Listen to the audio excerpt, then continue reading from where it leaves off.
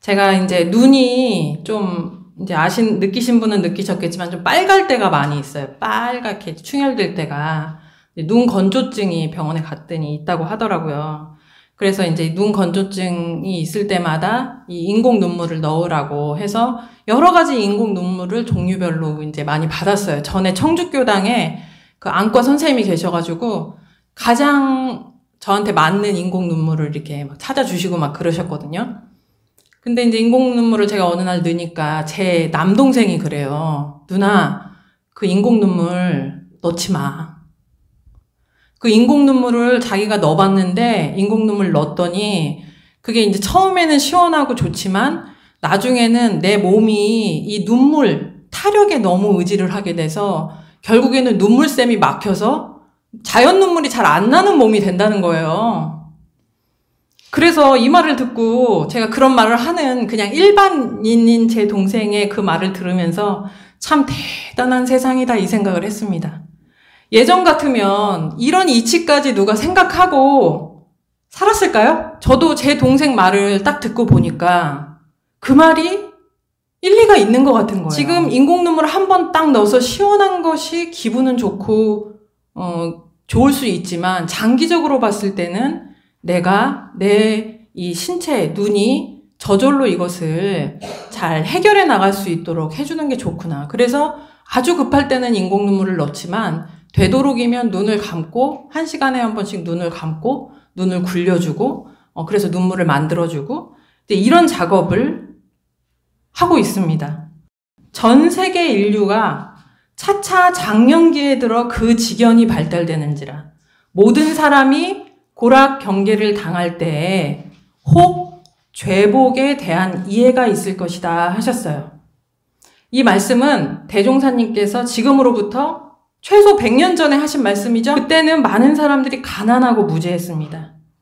근데 그런 시대에 앞으로 지견이 발달된 시대에는 이렇게 될 것이다 라는 법문을 해주신 지견이 없던 시절에는 고락 경계를 당할 때 어때요? 내가 즐거운 일을 당할 때, 고통스러운 일을 당할 때 어떤 마음이 들어요? 지견이 없던 시절에는 복불복인데 내가 왜 하필 나만 이렇게 재수가 없었을까?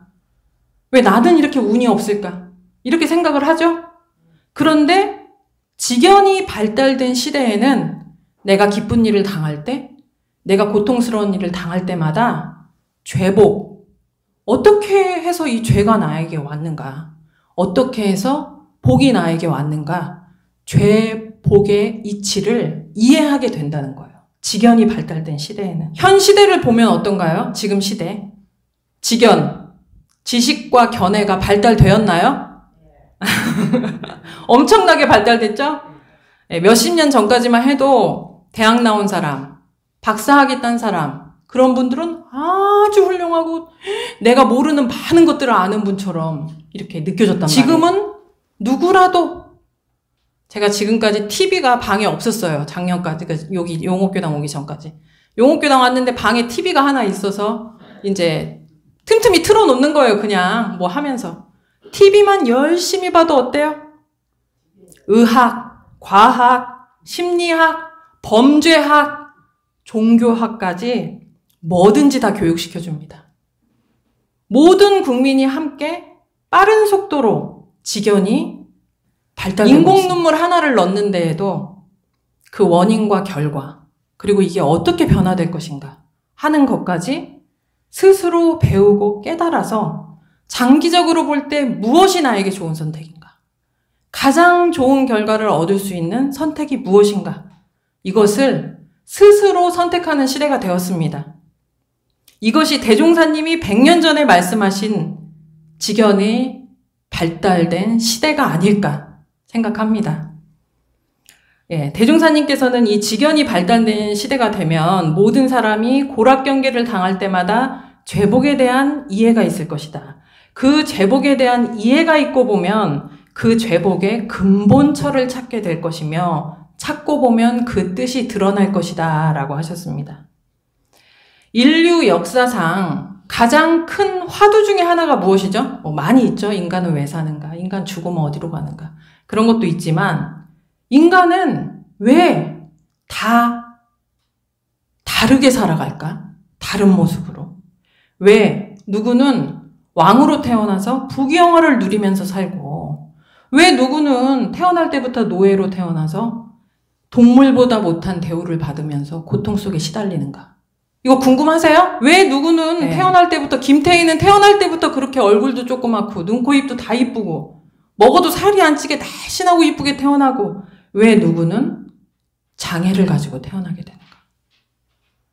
왜 누구는 하는 일마다 복되게 술술 풀려나가고 누구는 고통스러운 삶이 계속 반복되는가? 왜 그래요?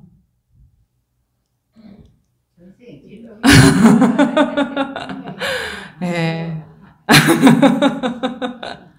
네. 직연이 없던 시대에는 그 이유를 몰랐어요. 궁금한데. 그러다 보니 이것은 운명이다. 그냥 그 사람의 운명이다. 복불복이다. 이것은 신의 영역이다. 라고밖에 설명할 수 없었습니다. 그러나 직연이 발달하면 할수록 어떻게 될까? 건강에 대한 이해가 우리가 모두 생겨나듯이 죄와 복에 대한 이해가 생긴다는 것입니다.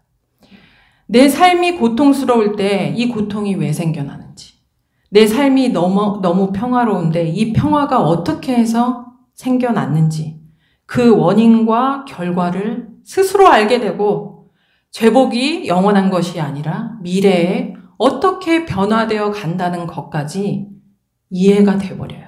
이 직연이. 아는 교무님의 오빠가 서울 구이 아시죠? 혹시 아셔요? 그 광명역 있는 데에서 국밥집을 열었어요. 벌써 한 10년 전 얘기인가? 국밥집을 열었는데 돈은 없는데 온 재산을 다 투자해서 국밥집을 열 때 그 마음이 어땠을까요? 망하고 싶었을까요? 예? 엄청 잘 되길 바랬겠죠? 간절한 마음이었어요. 국밥집이 꼭 성공하기를, 손님들이 많이 찾아오기를 기도를 간절히 하면서 국밥집을 열었고, 실제로도 어떻게 하면 조금 더 맛있는 음식을 제공할까? 어떻게 더 친절하게 손님을 맞이할까? 더 나은 서비스가 무엇일까? 실제로도 노력을 많이 했습니다. 국밥집이 성공했을까요? 성공했다. 망했다. 잘 안 됐다. 드신 분 계세요. 지금 망했을 거라고 하신 분 계셨어요. 대박 성공을 한 거예요. 그래서 사람들이 점심시간에 막 물밀듯이 막 오신 거예요. 그래서 막 줄을 서서 먹는 그런 국밥집이 된 거예요. 엄청 행복했겠죠? 네? 그런데 1년, 2년 계속 장사가 잘 되고 줄 서서 손님이 계속 오게 되었을 때 그 국밥집 사장님의 마음은 계속해서 행복했을까요? 계속 행복했을 것이다. 안 행복했을 것이다. 손 들어보세요. 현승님 어땠을 것 같아요? 1년, 2년 계속 물밀듯이 막 줄을 쓰는 거예요, 손님들이. 행복했을까요? 손님이 많으면 어때요? 지치고, 고되고, 힘들죠? 그러니까 그 사장님 마음이 어떻게 변해요? 감사하는 마음은 어디로 가버리고, 손님들 볼 때마다 짜증이 일어나는 거야. 아, 어떻게 저렇게 얌체 같은 인간이 있을까? 반찬을 도대체 몇 번을 달라고 하는 거야. 10,000원 내고. 저런 인간은 차라리 안 왔으면 좋겠어. 손님이 줄을 서서 오는 거는 이제 당연해지고, 돈이 술술 벌리는 거 당연해져서 처음에 가졌던 간절한 기도 정성이 없어지고, 감사하며 응대했던 서비스 정신도 없어지고, 오직 무슨 마음만 남아요? 귀찮은 마음, 버거운 마음, 짜증나는 마음, 원망하는 마음이 삶을 온통 가득 채워버립니다. 이분의 미래는 어떻게 될까요? 예? 계속 대박 행진을 할까요? 어느 시점에 거짓말처럼 손님이 딱 끊겼대요. 그래서 원래 2호, 3호점을 다 냈었는데 2호, 3호점을 다 접고 결국에는 1호점도 접어서 지금은 이제 그 빚을 약간 갚느니라고 주식도 하시고 막 이렇게 사신다고 하시더라고요. 이 예화를 놓고 볼 때 왜 성공을 하게 되었는지, 왜 실패를 하게 되었는지 그 죄복의 이치가 이해가 되시나요? 이해가 안 되시는 분 계신가요? 사업을 열던 시절에는 그 해 운세가 좋아서 우연히 장사가 잘 된 것이죠? 아니요. 네? 처음에 왜 사업이 잘 됐어요?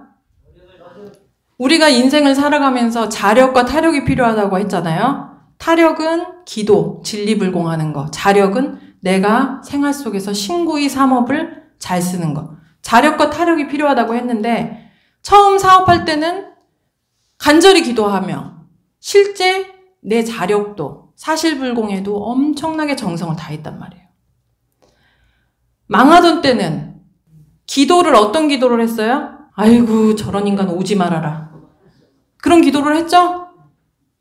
아이고 그만 좀 오지. 지겨워 정말. 힘들어 죽겠네. 이런 기도를 한 거예요 사실은. 그리고 사실불공에 있어서도 불친절해져 버린 거예요. 이것이 바로 죄복에 대한 이해입니다. 이해가 되시나요? 네. 엄청 쉽죠? 네. 진리에 대한 지견이 열리면 사람들의 삶을 볼 때마다 죄복에 대한 깨달음이 생깁니다. 이 진리에 대한 지견이 열리면 교도님들이 좀 빠르게 이해하시는 것은 그동안 늘 이런 법회 오셔갖고 진리에 대한 이야기를 들었기 때문에. 그런데 이 이치를 상상도 못하고 살아가는 분들이 많이 계세요, 세상에는. 그리고 설명을 해줘도 이해를 하지 못해요. 모든 변화가 복불복이라고 생각을 하다 보니까 억울하죠, 인생이. 하늘을 원망하면서 그때부터 열심히 무엇을 사요? 복권을 삽니다. 복권을. 하늘을 원망하면서 복권. 이렇게 죄복에 대한 이해가 생겼다면 여기에서 조금 더 곰곰이 연마를 해봐야 됩니다. 부처님께서 말씀하신 삶의 핵심적인 진리가 바로 불생불멸, 인과보응되는 진리인데 이는 복을 지으면 복의 결과가 오고 죄를 지으면 죄의 결과가 온다. 감사를 선택하면 감사할 일이 따라오고 원망을 선택하면 원망할 일이 따라온다. 이것이 바로 우주의 진리입니다. 진리. 이 진리는 누구에게나 틀림없이 공정하게 적용되고 있어요. 왜? 진리이기 때문에.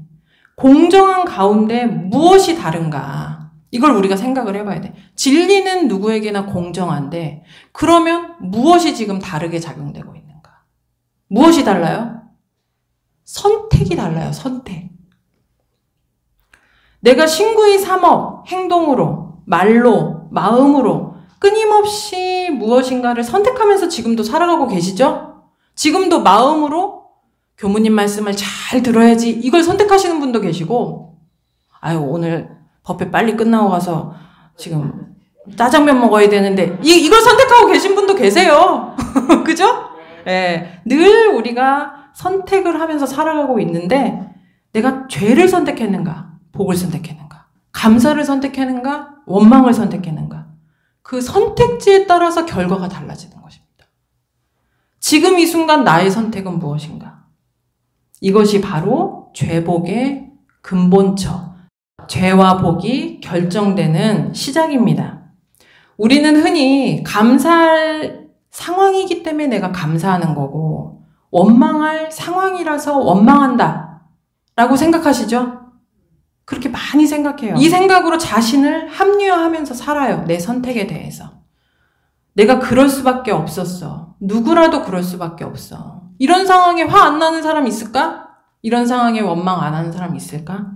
그런데 이 생각은 완전한 착각입니다. 착각. 돈이 없다가 돈이 생기면 감사하시죠? 돈이 계속 많으면 꾸준히 감사해야 되는데 어때요?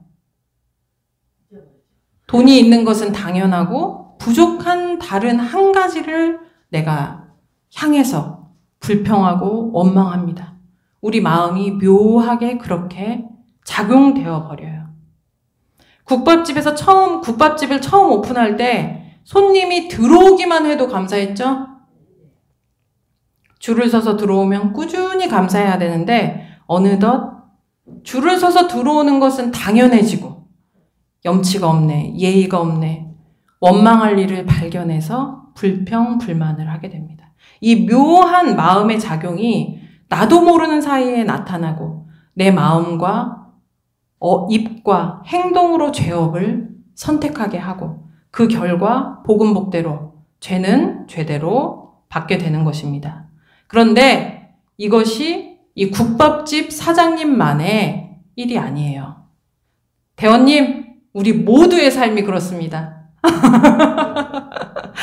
우리가 결혼을 해서 하잖아요. 그런데 배우자가 건강하고, 이제 여자분들 입장에서 남편이 건강하고, 돈도 잘 벌어다 주고, 술, 담배도 안 하고, 성실하고, 그렇다면 좋은 남편이에요? 나쁜 남편이에요? 좋은 남편이죠? 그런데 남편이 잘 씻지를 않아요. 그 순간 어떤 남편이에요? 짜증나, 저 왼수 정말 하면서 원망하는 마음이 나와버려요. 좋은 것, 고마운 것 99가지는 당연한 것이 돼버리고 내 마음에 안 드는 한 가지에 집중해서 인생을 짜증나 하면서 살아갑니다. 자식이 손가락, 발가락 다 정상이고 건강하고 잘 먹고 잘 싸고 잘 놀아요. 그런데 내 말을 안 들어요. 공부하라는데 공부 안 하고 오락하지 말라는데 오락 계속하고 그러면 어떤 마음이 나와요? 아이고 나한테 원수가 왔나? 내가 쟤를 낳고 미역국을 괜히 먹었나? 결혼을 괜히 했나? 후회가 되죠? 결혼해서 아이를 가질 때 오기만을 바랬죠. 좋은 아이가. 요즘에 아이가 오지 않아서 고민인 부부들이 굉장히 많잖아요. 오기만을 바랬고 아이가 생겼을 때는 무엇만을 바랬어요? 건강하기만을 바랬죠? 그런데 그 국밥집 사장님과 똑같아요. 우리의 삶이. 어느덧 고마운 거, 감사한 거는 당연한 게 돼버리고 부족한 한계, 너 왜 내 말을 안 듣니? 이거에 집중합니다. 사실 그 경계, 그 현실 경계에 있을 때는 그럴만해서 그렇게 마음이 흘러가지만 진리는 어떻게 보응하는가 나에게. 호리도 틀림없이 내가 선택한 대로 결과가 온다는 거예요. 나는 그럴만해서 너무 힘들어서 그렇게 선택을 했지만 진리는 호리도 틀림없이 공정한 결과를 가져다 준다. 원불교 다니니까 조금 봐줘. 쟤는 그동안 좀 착하게 살았으니까 좀 봐줘. 100번 감사하고 2번 원망한 거니까 플러스 마이너스 해. 절대 아니에요. 복은 복대로 받고 죄는 죄대로 따로 받는다고 했어요. 콩 심으면 콩은 콩대로 나고 팥 심으면 팥은 팥대로 나죠? 플러스 마이너스 하는 거 아니죠? 예. 그래서 내가 지금 무엇을 선택하는가? 내가 선택하고 있는 것들이 어떤 결과를 불러올 것인가? 그 국밥집 사장님이 손님이 물밀듯이 막 들어올 때 본인의 마음이 변하고 있다는 것을 그 순간 깨닫고 내 말투가 변하고 있다는 것을 그 순간 깨닫고 내 서비스가 변하고 있다는 것을 그 순간 깨달았다면 어땠을까요? 이 변화에 따라 이 내 복이 다 떠나갈 수도 있다는 것을 그때 알았으면 어땠을까요? 예? 알았더라도 원망을 그 순간 멈추지 못하면 내 마음을, 흘러가는 마음을 내가 돌려내지 못하면 똑같습니다. 그래서 우리에게 중요한 것이 이 사실적인 진리를 신앙하는 마음, 그리고 진리대로 내 마음을 길들여가는 수행의 힘이 필요한 것입니다.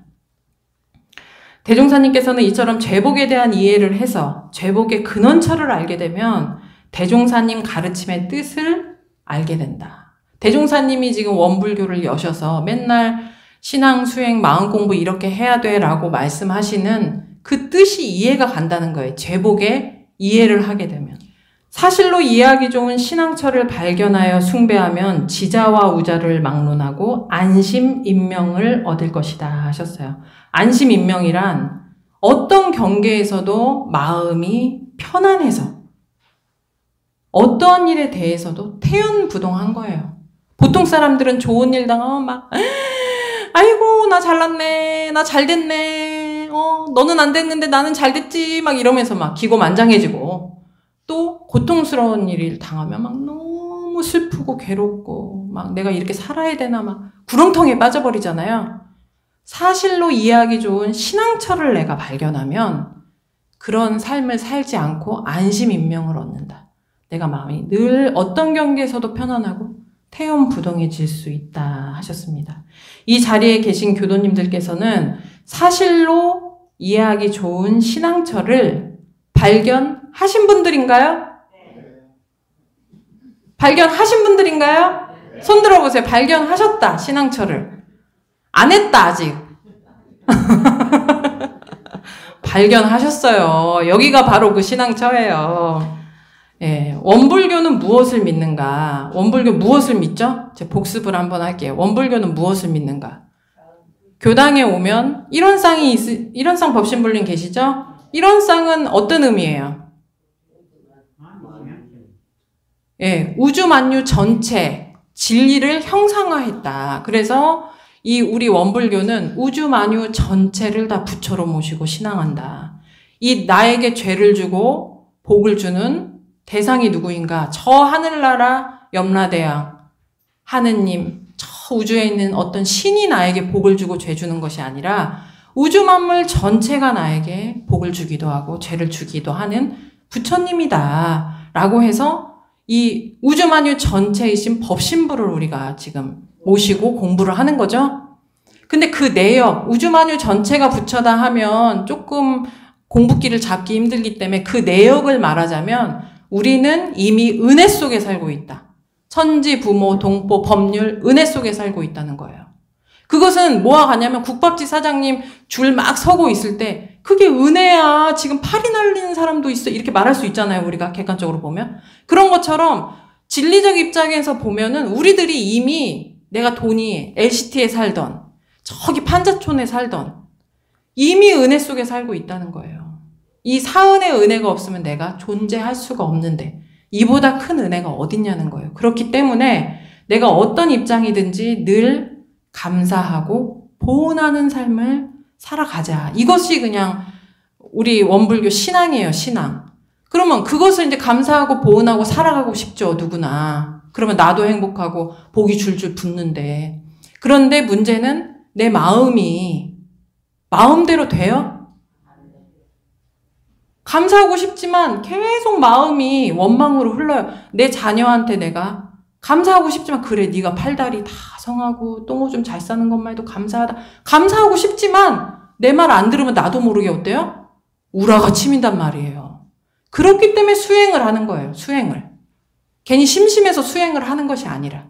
그래서 내가 내 마음을 다스리고 닫고 할 수 있는 그 수행의 힘이 필요하다라고 한 것입니다. 자, 퀴즈 하나 내겠습니다. 내가 복되고 성공된 삶을 살고 싶다. 경계마다 어떤 노력을 하면서 살아야 될까요? 1번, 아주 시원하게 그냥 하고 싶은 대로 내뱉고 사는 인생. 속이 엄청 시원해요. 속병은 안 걸려요. 2번, 너무너무너무 괴롭고 힘들지만. 진짜 해보신 분은 알아요. 공부해보신 분. 내가 지금 저 사람 미워 죽겠는데 그거를 돌려, 감사로. 제정신을 차리는 그 노력을 한다는 게 엄청나게 정말 괴로운 일이에요. 그때는. 속병 날 것 같이 괴로워요. 그렇지만 진리가 호리도 틀림이 없기 때문에 내가 내 신구이 삼업은 내가 책임지는 삶을 산다. 몇 번으로 살아야 돼요? 1번 손 들어보세요. 1번. 2번. 지금 손 안 드신 분들은 답은 2번인 것 같은데 나 1번으로 살고 싶은데 그러신 거예요? 우리가 이제 이런 죄복의 이해를 했을 때 가장 중요한 것은 내가 어떻게 살아가고 있는지 스스로의 모습을 살펴보는 것입니다. 원망을 하고 내가 욕을 하고 짜증을 내고 있으면서도 내가 그러고 있다는 사실도 몰라요. 왜? 너무 그냥 내가 힘들기 때문에 나온 거니까. 보통은 우리가 합리화를 하는데 합리화할 필요가 없습니다. 그냥 깨달으시면 돼요. 아, 내가 죄복의 근본처가 내 마음인데 내가 또 오늘 복달아나게 이렇게 마음을 사용했구나. 내가 오늘 또 복달아나게 이 말을 해버렸구나. 내가 오늘 또 복달아나게 그냥 행동을 해버렸구나. 반성하고 다시 도전하시면 됩니다. 감사한 마음, 복된 행동을 다시 도전하시면 돼요. 이렇게 내 마음을 길들이며 한 번 해보고 또 한 번 해보고 또 한 번 해보는 것이 죄복의 근본에 공들이는 삶입니다. 예. 오늘은 이 죄복의 근본처에 대해서 1번, 직연이 발달된 시대에는 죄복에 대한 이해가 있을 것이며 많은 사람들이 죄복의 근본처를 찾게 될 것이다 라고 말씀을 드렸고, 죄복의 근본처는 내 마음이다 라는 말씀을 드렸습니다. 그리고 사실로 이해하기 좋은 신앙처를 만나면 안심, 인명을 얻을 것이다 라고 라는 말씀을 드렸고, 우리는 사실로 이해하기 좋은 신앙처를 만난 걸까요? 안 만난 걸까요? 예, 만난 거예요, 사실은. 제가 뭐 이것을 지금 뭐 3, 40분 안에 다 말씀드리기가 너무 지금 드릴 말씀이 너무 많은데, 이 교전의 이 내용을 한번 이제 실제 공부를 시작하시면 나중에 이제 제 말이 뭔지 이해를 하게 되실 거예요. 엄청 사실로 이해하기 좋은 이 원불교 종교를 위한 가르침이 아니라 여러분들의 삶을 복되게 열어가는 모든 원리가 여기에 다 숨겨져 있어요. 우리가 배우지 않고 어떻게 할까요? 배우지 않고 인공 눈물을 넣어야 되는지 안 넣어야 되는지 어떻게 할까요? 그 삶의 진리와 우주의 이치가 다 이 한 권에 들어 있습니다. 그래서 이것은 엄청나게 정말 좋은 신앙처를 지금 만나신 거예요. 제가 이 안에 있으면서 이렇게 말씀드리니까 좀 사기꾼 같은데 저도 그래서 여기 와 있는 거예요. 법회는 가끔씩 와야 될까요? 꾸준히 와야 될까요? 왜요? 왜요? 우리가 주식하는 모임에 꾸준히 가면 뭐에 밝아져요? 주식에 대한 지혜가 밝아지죠? 그러면 건강하는 모임, 건강 막 헬스하는 사람들하고 모이면 어떤 게 밝아져요? 예? 그렇죠? 그럼 수영하는 사람들하고 모이면 어떤 거에 밝아져요? 수영하는 법에 대해서 밝아지죠? 법회에 나오면 뭐에 밝아질까요? 진리에 대해서, 이 삶의 지혜에 대해서 밝아져요. 오늘 내가 법회 한번 참석해서 한 귀로 듣고 한 귀로 나가버렸어요. 남은 게 없어. 나 뭐가 뭔지 사실 모르겠어요. 그렇더라도 계속 이게 끊임없이 그냥 반복을 하다 보면 주식 만나는 사람 만남으로써 내가 밝아지는 것처럼 진리와 이 삶의 이치에 대해서 밝아지게 되고, 또 이 진리와 삶의 이치에 대해서 밝아지게 됐을 때 내 삶을 내가 복되게 가꾸어 갈 수 있는 정확한 길이 보이게 되는 것입니다. 그래서 이제 삶을 사시다가 제 목표는 뭐냐? 제 목표, 이도근 교무의 목표는 우리 용옥교단 교도님들의 삶이 다 복되게 열리는 것을 증명하는 거예요. 지금 모든 삶의 마음의 문제, 삶의 문제, 이런 것들에서 이 대종사님 교법으로 함께 어떻게 벗어날 수 있는지를 함께 찾아보고 도전해보고 그 결과 복된 삶, 은혜로운 삶이 열려가는 것을 증명하는 게 제 목표입니다. 그렇기 때문에 교도님들이 이제 오늘 제가 길다면 긴 시간, 짧으면 짧은 시간 죄복의 근본처에 대해서 이제 말씀을 드렸는데, 조금 궁금한 게 있으실 수도 있어요. 그 국밥집은 좀 눈에 뻔히 보이지만 사실 이해가 안 되는 경우들도 많아요. 마음 나쁘게 쓰고 말도 함부로 하는데 엄청 잘 사는 사람도 있고요. 착하게 사는데 막 엄청 힘들게 사는 사람도 있어요. 막 이런 질문이 나오셔야 돼요, 원래는. 그래서 그런 질문을 저한테 꼭 가져오십시오. 그냥 혼자 이렇게 그냥 패스해버리지 마시고, 그래서 함께 공부하시면 또 그런 쪽으로 또 지혜가 열리실 수가 있어요. 예, 그리고 다음 한 주는 우리가 이제 법회에 오면 그 다음 한 주 공부를 무슨 공부를 해야 되냐, 이것을 마음에 담고 한번 생각해 보시는 게 좋은데, 다음 한 주는 내가 지금 어떻게 살아가고 있는지를 한번 살펴보세요. 지금 생각으로 난 잘 살고 있어, 문제없이 살고 있어 라고 생각하잖아요. 내 마음이 어떤 마음이 나가고 있는지. 그 국밥집 사장님이 여기 이분들 중에 한 분 계실 수도 있어요. 그러면 지금 국밥집 사장님께 제가 말씀드리는 거예요. 지금 국밥집 사장님 감사 생활하고 계세요? 그러면 본인은 모를 거예요. 왜? 지금 힘들기 때문에 내가 불평을 하는 거기 때문에. 근데 그것을 스스로가 깨달아야 돼요. 내가 지금 나도 모르게 이러고 하고 있네? 이걸 깨달아 이걸 멈추는 거예요. 이걸 움직이고 있는 걸. 그러니까는 내 마음이 어떻게 흐르고 있는지, 내가 지금 어떤 말을 내뱉고 살고 있는지, 그리고 내가 어떤 행동의 업을 지금 쌓으면서 살고 있는지를 한 주간 스스로가 스스로를 제3자가 돼서 CCTV로 내가 나를 한번 보시는 거예요. 그래서 그것을 그냥 웃어. 아, 그렇구나. 내가 생각보다 이렇게 원망을 많이 했구나. 엄청나게 많아요.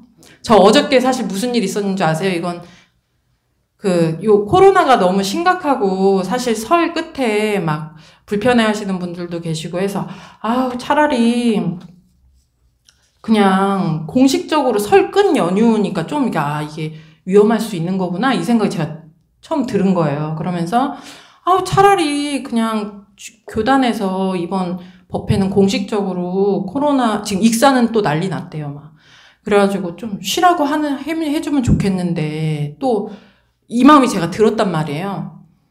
근데 이제 그 익산에 어떤 교무님이 그 교도님들 막 항의 전화가 와가지고 법회를 쉬기로 했다는 거예요.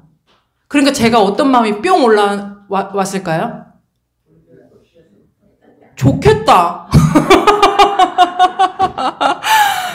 그 말이 나오자마자 제가 진짜 너무 깜짝 놀라가지고, 아이고, 들으신 거 아니죠? 이러면서, 천지 허공법계 들으신 거 아니죠? 저 아니에요. 저는 법회 보는 게 좋아요. 저 교도님들 같이 함께 공부하는 게 좋아요 하고 그것을 한 50번 다시 반복해서 말했어요. 저 감사해요. 좋아요. 저 안 쉬고 싶어요. 막 이러면서. 근데 이렇게 나도 모르게 마음이 어떻게 나가는지를 한번 보셔요. 일주일 사시면서. 예, 이상 설교 마치겠습니다.